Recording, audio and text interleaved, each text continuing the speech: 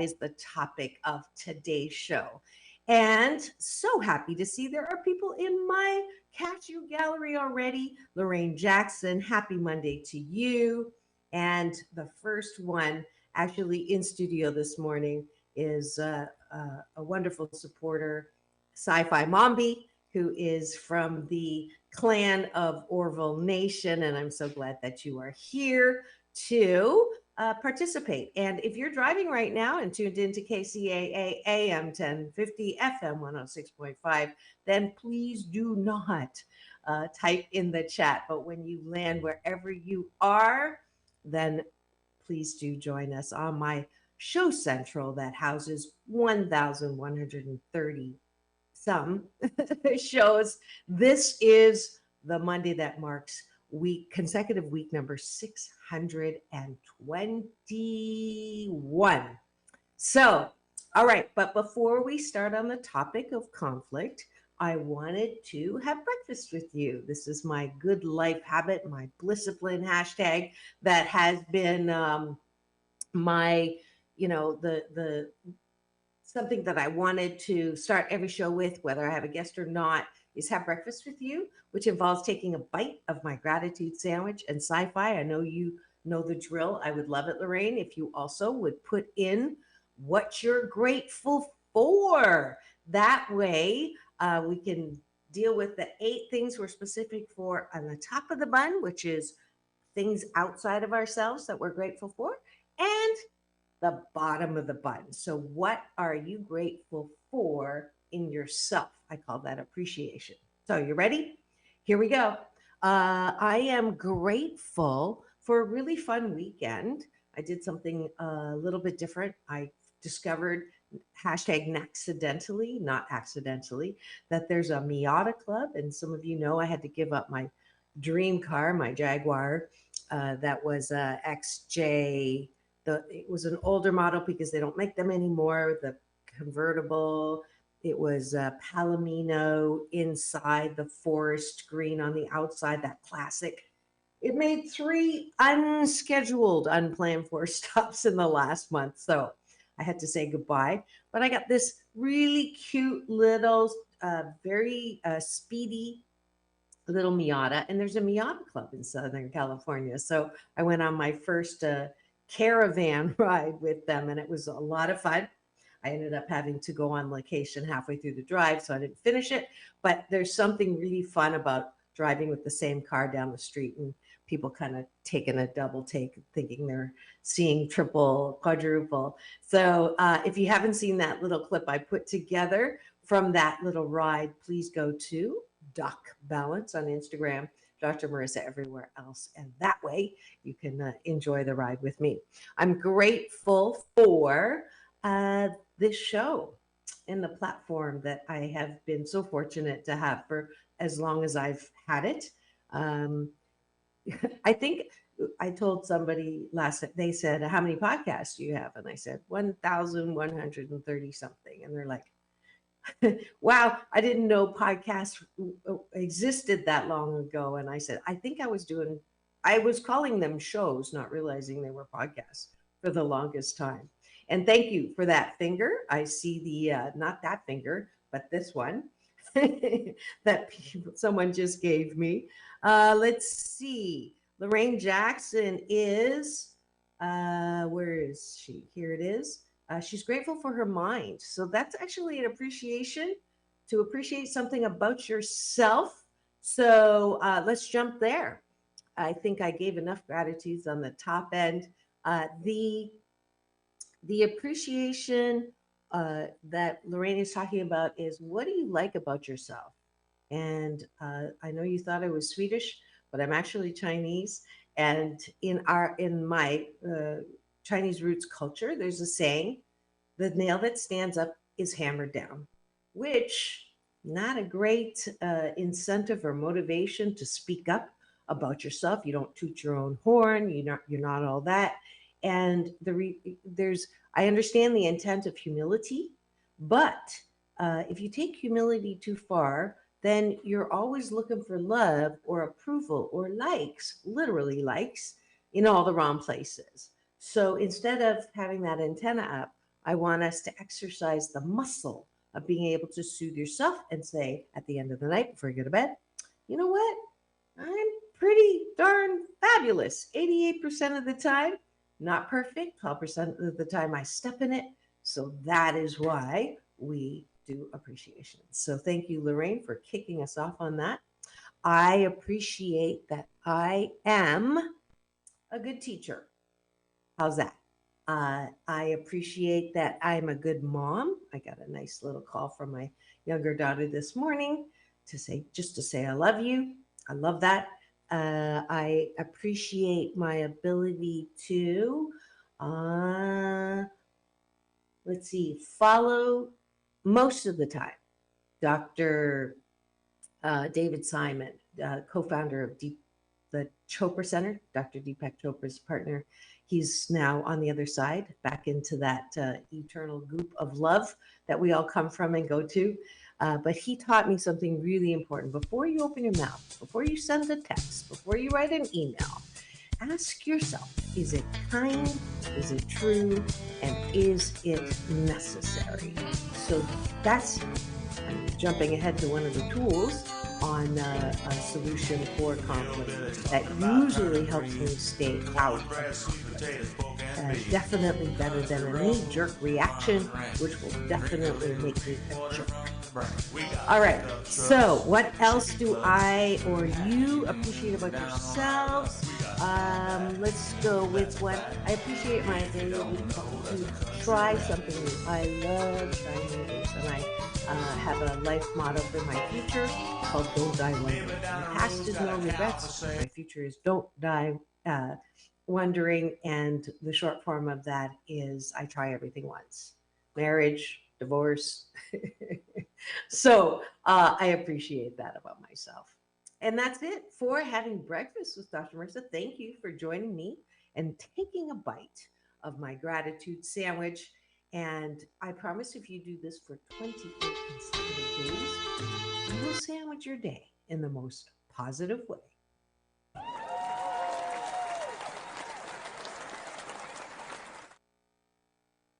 Alrighty. And now we are going to go to my topic of today, which is um, conflict. Subtitled, Do You Want to Be Right or Do You Want to Be Happy? And it's funny, I always use my daughters as a test case on if something is just in my generation or does it cross over to the youngins as well, generation, all of those letters in the alphabet. And so I asked her this morning, do you have that saying? Do you guys say, do you rather be right or happy? Because I know in my generation, that was a big one. And she said, well, I do know that. And I went, oh, good. Okay. So I don't have to explain it to the young. And she goes, but mom, I am your daughter. So I don't know if I got it from you or someone else.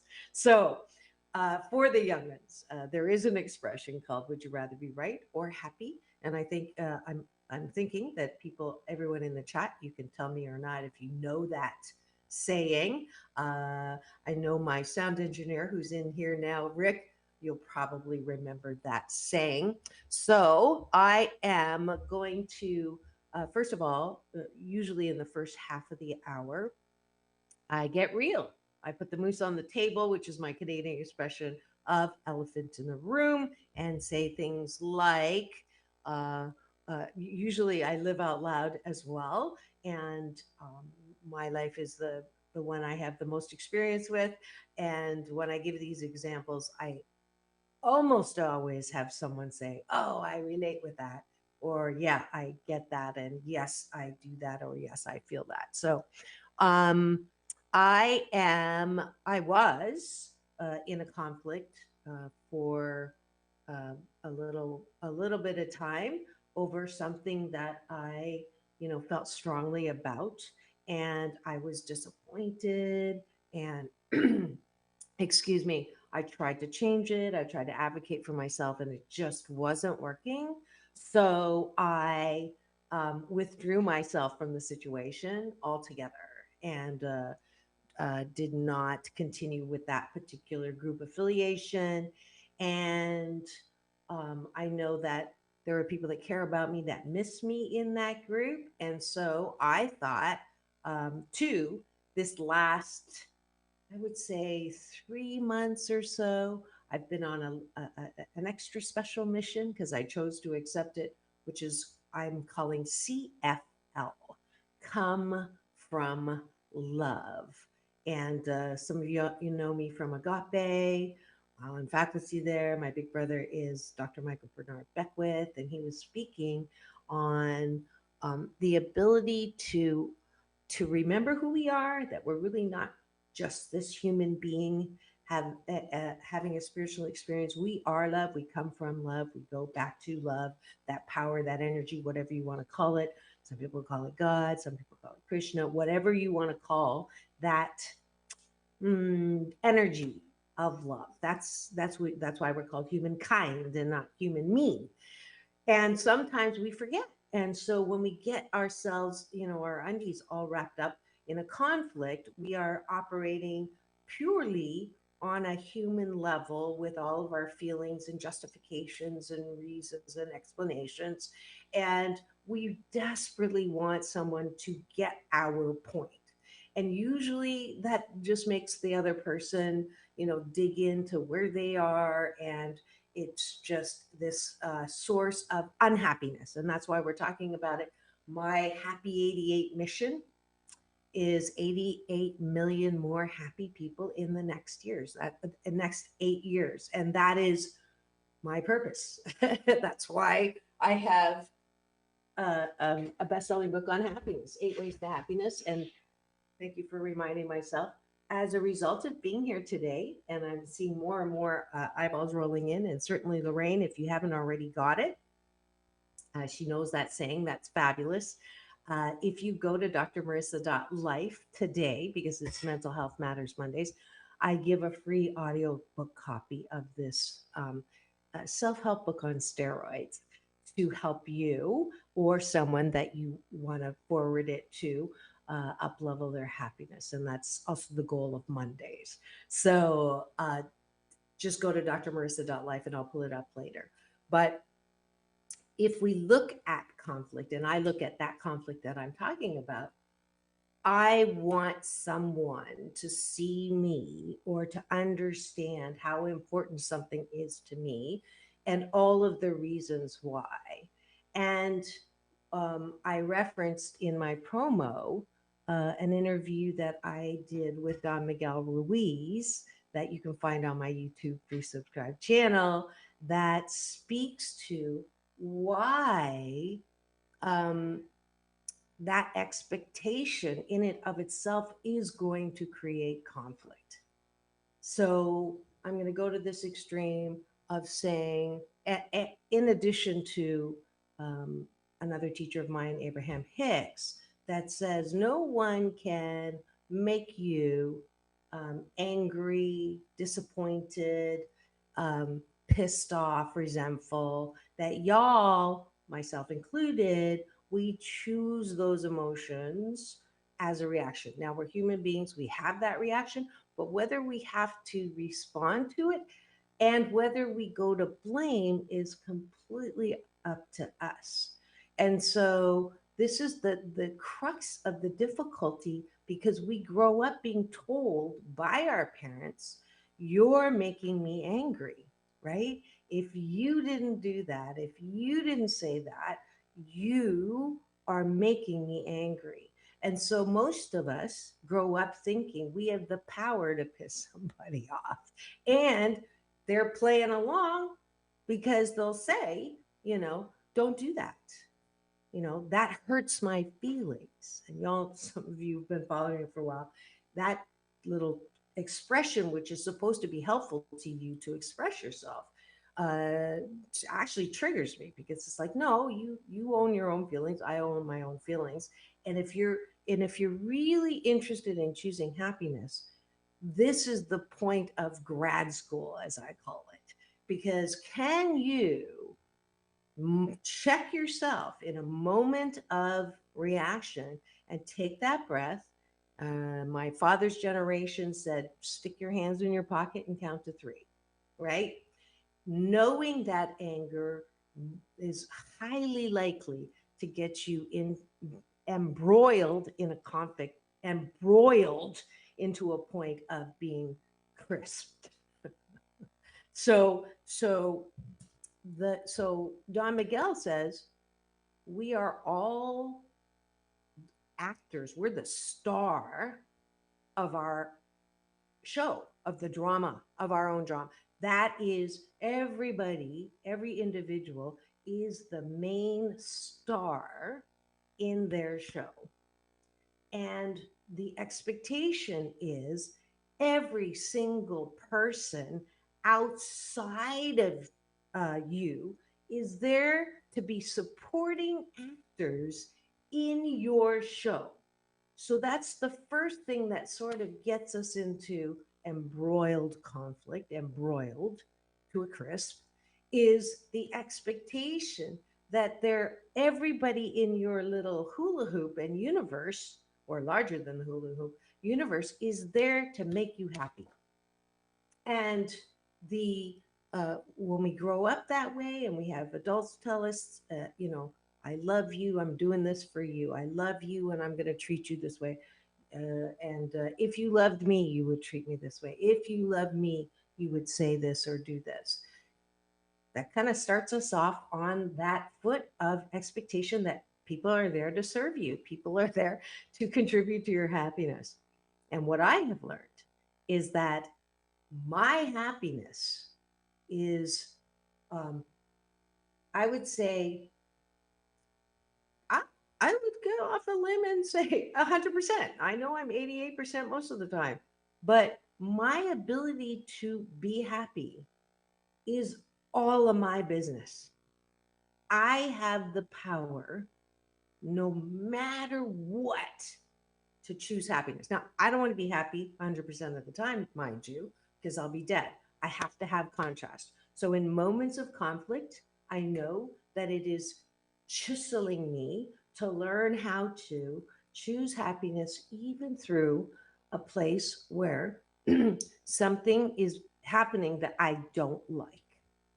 So, that is the topic for today. And just taking a quick break here. You've just tuned in and you're wondering what's going on in the studio today. It is Take My Advice. I'm not using a Get Balance with Dr. Marissa, the morning show here on KCAA, AM 1050, FM 106.5, and streaming everywhere. Home to the Asian Oprah, NBC News Radio, and especially streaming on my YouTube TV channel, where if you free subscribe, you'll get an alert every 8 a.m.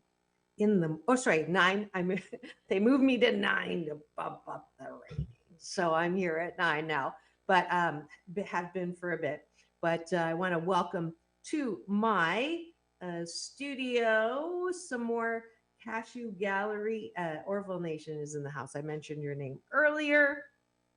And so I am glad to have you here. And yes, I am making the video to introduce to the subscriber levels this afternoon. I didn't have time on the weekend, but Orville Nation has been encouraging me to grow this channel, and so now have the chance to actually interact with me. And today is the first day that if you subscribe at the $2.99 level. Right now, I think it's available right now. Then afterwards, when we go off of the NBC News radio station, I'm going to stay on and we're going to get more interaction. And you can ask me anything you want, whether it's about conflict or your own situation. I'll give you some free coaching that is worth an hour session is now $350. So you can get that for free by $2.99 level, $2.99. And then the $4.99 level, you get pretty much all of my download and audio products, although you do get this for free today if you go to drmarissa.life. But if you get the $4.99 monthly level, you get also my download of my children's book, Mommy, What Are Feelings, the download of my balanced Tai Chi Gong, moving meditation practice. So hopefully you will enjoy those options that PJ, also known as Orville Nation, forced me to do. So, okay, back to conflict. So the first thing that I want you to remember is that conflict, it is unavoidable for maybe that first interaction because it is how we chisel and how we have contrast. But then choosing to stay in conflict, that's a choice. It is 100% your choice. Now, some people will say, but Dr. Marissa, don't you have to draw boundaries, assert your rights? And, there is I'm important to you. You keep telling me how worthy I am, and I bought you, I'm drinking your Kool Aid now. I agree with you. I am worthy. I deserve blank. Okay. Yes. Yes. And you can have you can act in a way that you are worthy without demanding things from other people. Okay, so now I'm going to go to a couple of other things that are conflict situations that are pretty common. And as an organizational psychologist, I am uh, always invited into organizations that say to me, um, leaders, small business owners, medium business owners, partners, C-level, wherever you are in the organization where you have some power, where you have a position that can make decisions, hiring, firing, not just that, but also promoting, not promoting. Um, uh, uh, oh, that's your job, right? And how do you motivate people? How do you work with people in the organization so that conflict does not become debilitative, but it is actually constructive?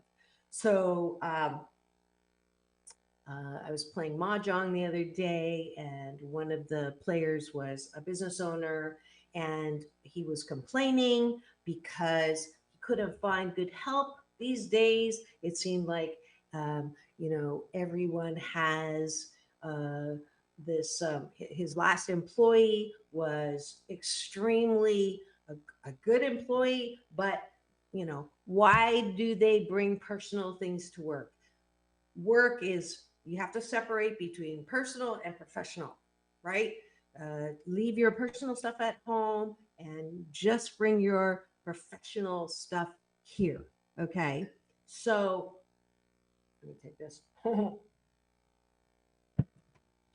My answer to that is you don't have yet robots that come to work.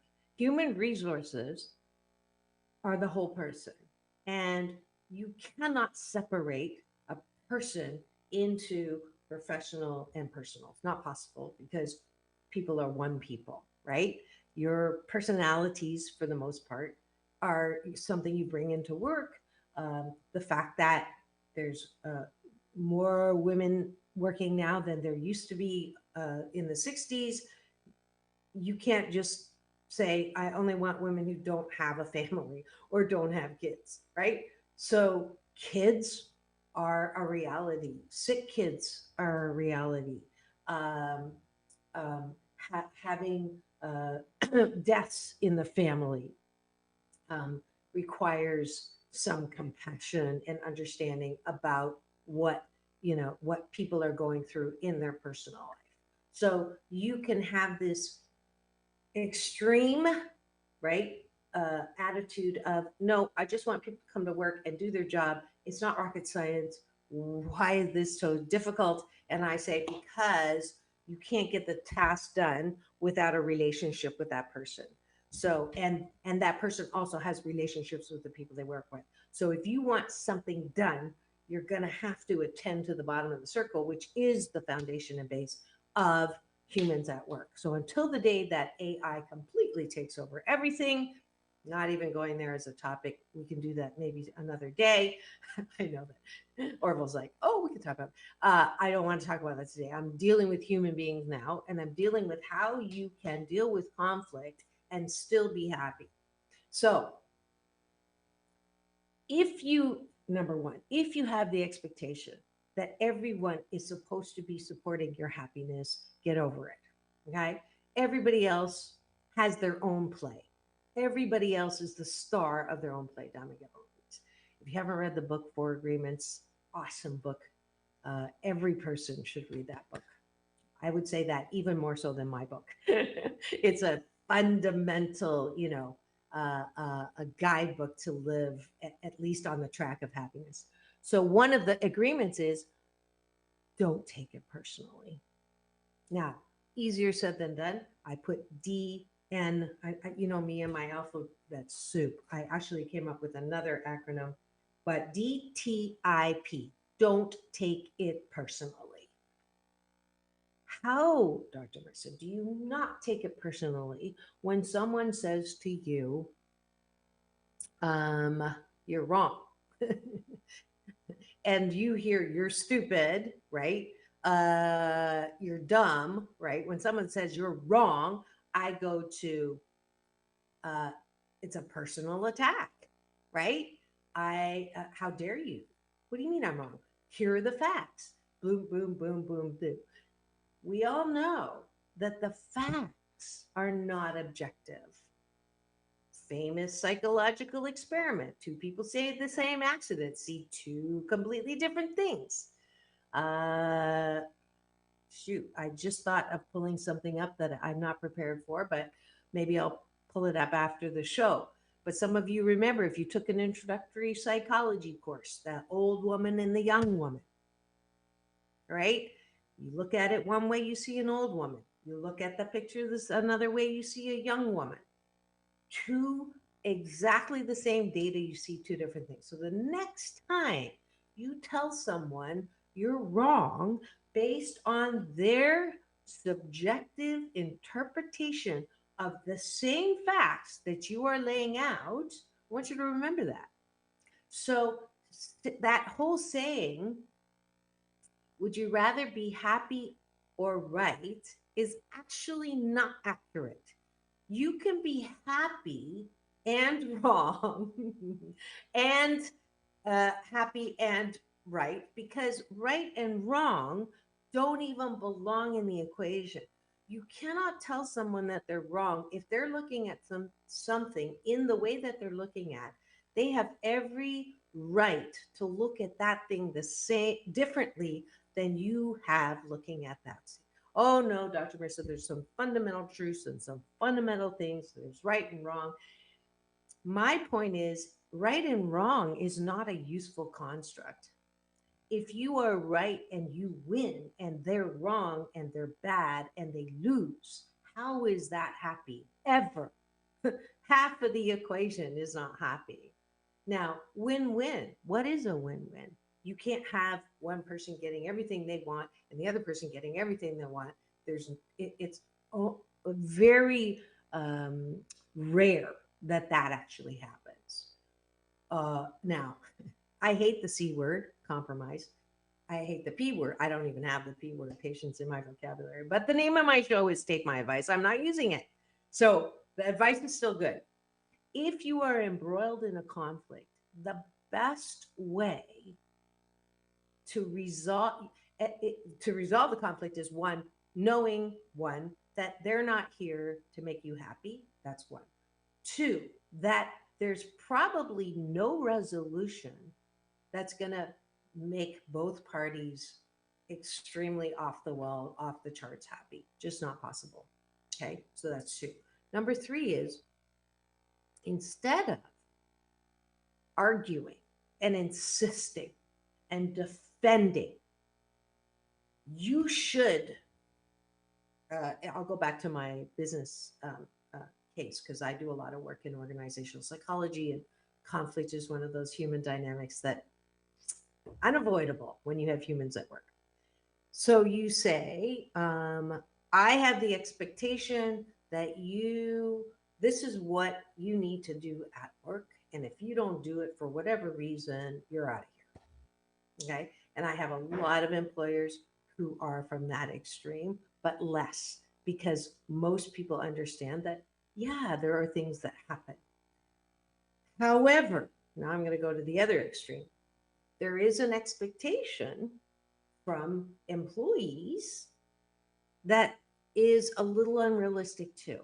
Okay. So if you believe that because I have a kid and she's sick and I have to take her to the doctor, and it goes on, so 2 weeks I'm out of work, or 1 week I'm out of work, or you know, I just decide I can't deal with the work on top of everything else, and you take the day off or you take a week off or whatever, to not understand that it's a business, right? It's a business that has to operate. And if it is something that requires somebody to do that and there's no backup, the expectation that an employer doesn't have a reaction or thinks that, oh, it's fine, it's fine, it's fine, it's not fine. So in order for the solution to come about, there has to be a balance both on the side of the employer and the employee.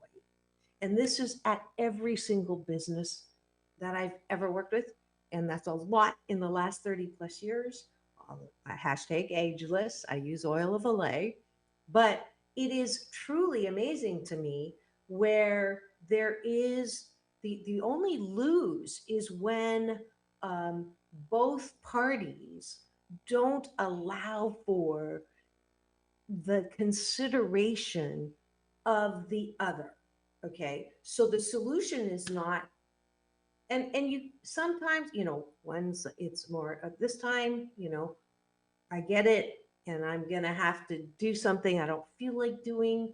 I'm not gonna be as effective, but I'm still gonna do it because I don't want the operations to come to a grinding halt, or understand that there's an impact that you can't unring a bell for. And if you're someone who always puts their personal stuff ahead of everything, then yeah, you're not going to be seen as someone of value in the organization. This particular gentleman, I asked him, I said, is this a good, is it under normal circumstances, is your employee a good employee? And they said yes. And I said, well, then this is a situation that you may want to, so there's, it's no, there, it's not, that's why I say right and wrong are not useful. Choosing 88% happiness, and how, what is the solution that you're going to be mostly okay with? That's the question. So for him, I said to him, have you sat down with that individual and said, this is what I like about your work. This is, I value this, and this, right? I understand that this is, a situation of yours that is not great, but I got, I can't, I can't back you up. And so this is creating something that is really untenable, right? So at that point, that person can choose to see things from the other point of view or not. And if it's your choice not to, then the consequences are the consequences. And this is the thing. I talked about this last week, I think on Monday, which is everybody has the freedom of speech. Everybody is responsible. Everybody can, you can say whatever you want. You can respond however you want. You can react however you want. And then accept the consequences, because you can't unring a bell. That's why I am always coaching people not to send texts until the next day, not to send an email until the next day. Give it 24 hours. Then look at it again. That's my hit save draft. Okay, I've been yakking for a bit. Let's see what's going on in the cashew gallery. We have let's see, Orville Nations. He's advocating my channel again. I got another finger. Thank you for this finger, not the other one. We're saying hellos. Lorraine Jackson is also saying hello. I think you said before, oh, you do know that saying. I saw that. Okay. What is Orville saying here? Forced me. Oh, that's you again. About the channel. Let's see. Do we have anything on the topic in the chat? Is what I'm looking for. Nope, not yet. We're still like, oh, good. Here we go. Lorraine Jackson. I used to be like that. And we have Elena Jackson. Sorry, Elena Chapman in the chat. Good morning. Welcome. Let's see. Anything else about the topic? Uh, oh, good. Okay. Orville. I'm always going to answer your text 24 hours later. Oh, so you're trying to be funny again. He's not going to answer my text for 24 hours. Fine. Then I'll get less pressure by Orville to to upgrade my YouTube channel. All right. You like you love the topic. Good. So for those of you who just tuned in, this is Take My Advice. I'm not using a gift balance with Dr. Marissa, the morning show here on KCAA. NBC News Radio, AM 1050, FM 106.5, and streaming everywhere. iHeartRadio, Spotify, Stitcher, and my YouTube TV channel, where memberships are now available. And if you hit the $2.99 option, then after we finish on NBC News Radio, I will not end the stream and we will continue to chat. All right. So I gave you one, stop the expectation that everybody is here to make you happy. Two, because you are the main actor and everybody else is not a supporting actor. They have their own show. Two, you are the boss of your emotions. You are the boss of your choices. And three, you can say whatever you want. If you can respond to whatever you want, but chances are, if you're pissed and you respond, it's either going to be a knee-jerk reaction, but studies also show that you lose, 5 IQ points for every 20 seconds that you're angry. So that is why I say do not respond right away. All right. So I gave you a business scenario, personal scenario from my life. I actually just discovered that I'm blocked from this person that I had a conflict with. I know, surprise, shocker. Yes, I am imperfect. And I also chose to separate from that group. And her reaction was to block me. And when I found that out, I was not happy. However, that's where she is. And I don't have to lose my desires to be seen the way I want to be seen, because the fourth and final tool that I'm going to talk about today is called Go Where the Love Is. So sometimes conflict is just a sign that it's data. And if there's not a match and you've done the best that you could with the time you had and the resources you had to try to make it a match, and there's not a match, we don't have to blame people. It's just not a match, right? Like Book of Romance, there's Book of Careers. There's a time, right? Right? Some jobs are longer, some jobs are shorter. The ability to DTIP, don't take it personally, is a great tool to see, oh, I learned a lot, just like relationships, romantic relationships, work relationships. Learned a lot. I learned what I like. I learned what I don't like. This particular situation has taught me that, I want to go where the love is. And again, it's if you can manage separating from relationships, work, friendship, romance without blame, that's advanced happiness goal. If you can truly say it isn't a match, then winner, winner, chicken dinner, because then you get the whole meaning of life. In as we travel along, we meet people, get along really well, and then we don't. And then if you choose to have a confrontation to see if there's any way to still be a match and it works, fabulous, right? People who stay together in marriages obviously have figured out a way to be 80% happy. To be happy together 80% of the time. That's my formula, right? But if you're not happy, like I'm in a situation now where I talked to this guy, we had a great conversation. He was all like, we gotta meet, we gotta meet. And then boom, I don't hear anything from the text. I are we on? We're not on, right? For like 5 hours. And then I get a text, sorry, I got caught up in this, and that. And it's, I'll come down and see you now. And it's like, well, you kind of blew it, right? Because you said you wanted to meet, and then uh, there was no communication at all. And now I didn't, reach out yesterday.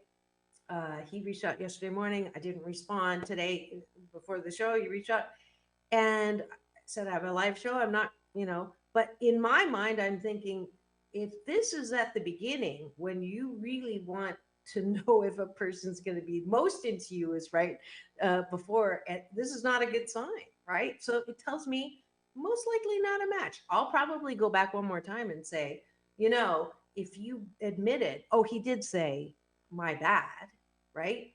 But in my mind, you say my bad with a let me take you out to make it up to you. I didn't get that.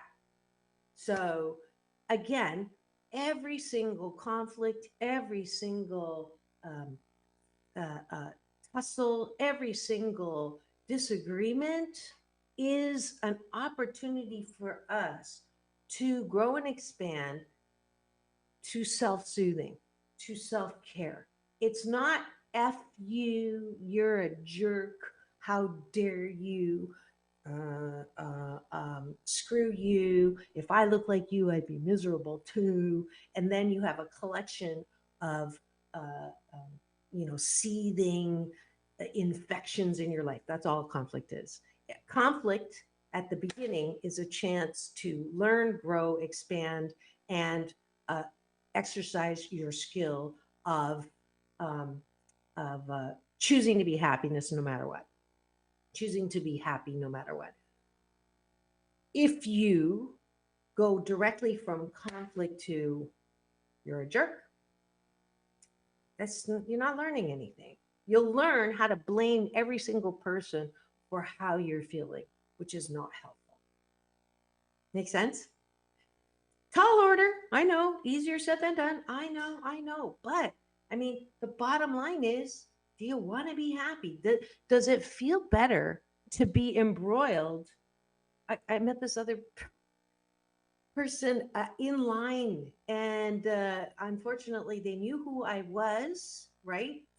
And so you know how you meet a doctor, and then you start like showing them your problems. I'm not an MD. But when they recognized who I was, they launched into I have a situation, and there's two people that I'm in conflict with, and da da da da da. And here's the situation, and my first question was, how long ago did this happen, and how often do you talk about this? And yeah, it happened a couple of years ago, and every time you talk about it, how does it feel?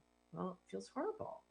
I feel, you know, I feel bad. I feel angry. I feel sick. Doctor tells me my blood pressure's through the roof, and it's like, oh, I'm not surprised. You are the boss of your conflict. You are the boss of your anger. You are the boss of um, how to drop the rope. There cannot be a tug of war if you do not drop the rope. And the easiest way to drop the rope is to say, okay, bottom line. What's the bottom line? Do I want, uh, you know, fundamentally in this relationship, is it always hate? Is it always anger? Is it always resentment? Get the fork out of there. But if it's 80% or even 70%, and you can do something about making it 80%, do you love what you I meet employees all the time who say, I hate my job. I live for the weekends. Just give me the paycheck. I go, then why do you stay outside of the paycheck? Oh, well, I love the people that I work with. Okay. Well, then focus on that. Do other people think your boss is not great? Yeah, oh yeah, everybody hates them. Okay, so obviously the organization supports a bad boss. You're going to go to a lot of different organizations who support a bad boss. But if you're getting joy from your work, do you like the work that you're doing? Yeah, I love the work that I'm doing. Do you like the people that you work with? Yeah. Well, then, isn't that 80% of the time? Instead of seeing it as I hate my job and my paycheck's the only thing. No, it's not just the paycheck. You actually enjoy what you're doing. So then again, try to get out of the conflict and into the 88% look and say, look, and then it requires, okay, so this is the funny thing about people. Thanks for the notice. We have 5 minutes left, or maybe even 4. Um, uh, People are imperfect. I don't know one perfect person. People are 88% fabulous and 12% we step in it. So there is so much value in saying, I had a 12% moment. And obviously, I'm not myself. And can we start this day over?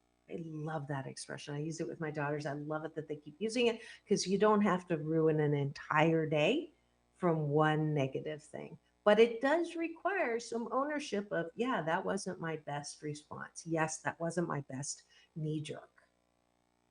Can we start this day over? And if the person says no, oh well, go where the love is.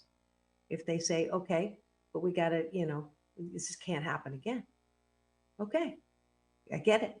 The more we can, and I had a wonderful guest. If you haven't seen Class Divided on Frontline PBS, it's a free video in reaction to the day that Martin Luther King died. What Martin Luther King taught us to do. Can we walk a mile in someone else's moccasins? If you're an employee, put on the shoes of your employer. If you're an employer, put on the shoes of your employee. If you're a partner, put on the shoes of your partner. If you're a parent, put on the shoes of your child. Really get into maybe how that person is experiencing the exact same data. They're not seeing it the way you are. And that's my final word. Let's see what we've got here. Let's see. I had someone upset with me without a clue why. And that's unsettling. Let's see. It does get me to scratch my head. But I then figure to let them breathe and then what is going on. Okay, yeah, that's not taking it personally. And there's another alphabet soup I did, I, J, and A. It's just not a match, right? And then sometimes it's INTBOAD. It's not that big of a deal. If it isn't personal and you're taking it personal, can you separate yourself out and say it's just not personal and it's just not a match? All right. Let's see. Okay. And here's the other thing, Lorraine, I get thrown when it happens, but I figure they would tell me right. No. People are at different levels with conflict. Some people love it. NBC News on KCAA Loma Linda, sponsored by Teamsters Local 1932. Protecting the future of working families, Teamsters1932.org.